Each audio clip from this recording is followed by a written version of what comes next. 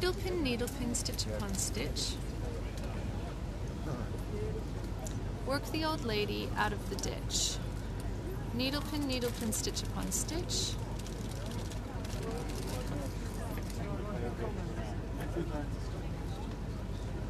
If she awakes before I arrive, a rap on the knuckles will come by and by. Needlepin, stitch upon stitch.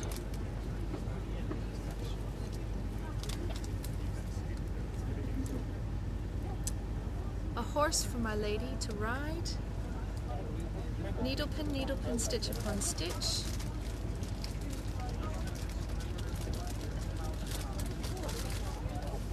Must not look up till 20 pins are in. Needlepin, stitch upon stitch.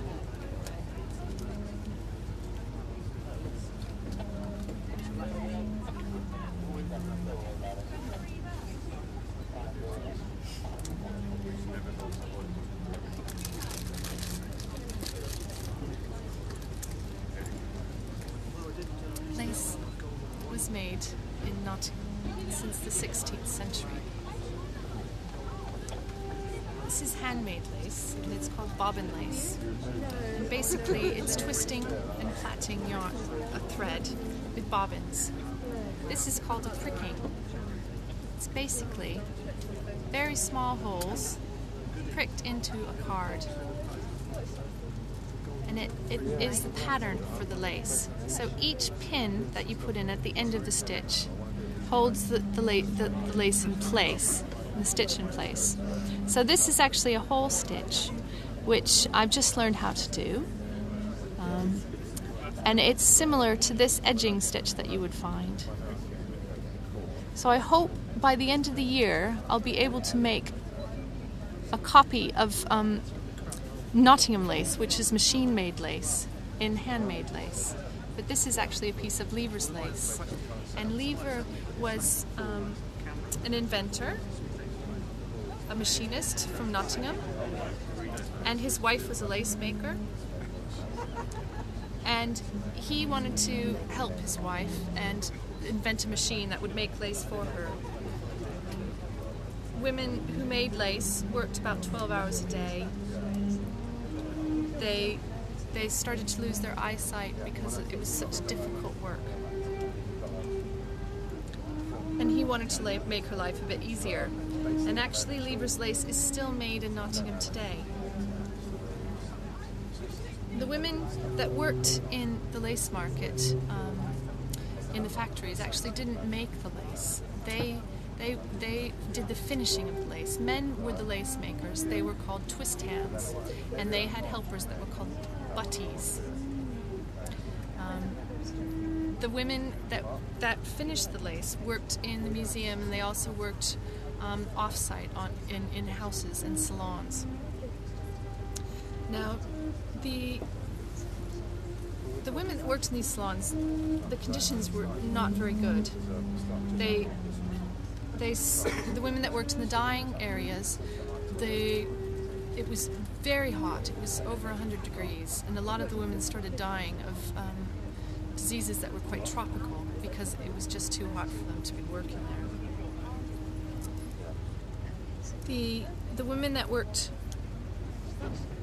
on the mending and scalloping. Scalloping is when you take threads out of the edge of the lace to make it look more ornate. They worked very long hours, and they had very small spaces. Sometimes they only had about 4.5 meters square, 4.5 feet square to work in. Because of this, women would contract tuberculosis quite easily because they were so close to each other. They also lose their eyesight quite quickly because it was such delicate work. Now the interesting thing about bobbins is they actually commemorate things. They were given out in the 18th and 19th century as collectible items. And that's a bobbin for you. Now, one of the things that they used to commemorate the bobbins was for hangings. They used to burn the person who's going to be executed onto the bobbin, burn their name onto the bobbin and the date, and they would hand those out to the people that went to the execution. So a nicer story about bobbins is called Jack Alive. A woman who was a lace maker had a son who was a sailor, and she worried about him all the time, and he traveled everywhere. So every time he went anywhere, he would buy a bobbin and he would mail it to her. And when she received it, she would know that he was alive. And there's actually a collection of these bobbins called the Jack Alive bobbins, and one of the bobbins actually has burned into it, Jack Alive. Thank you.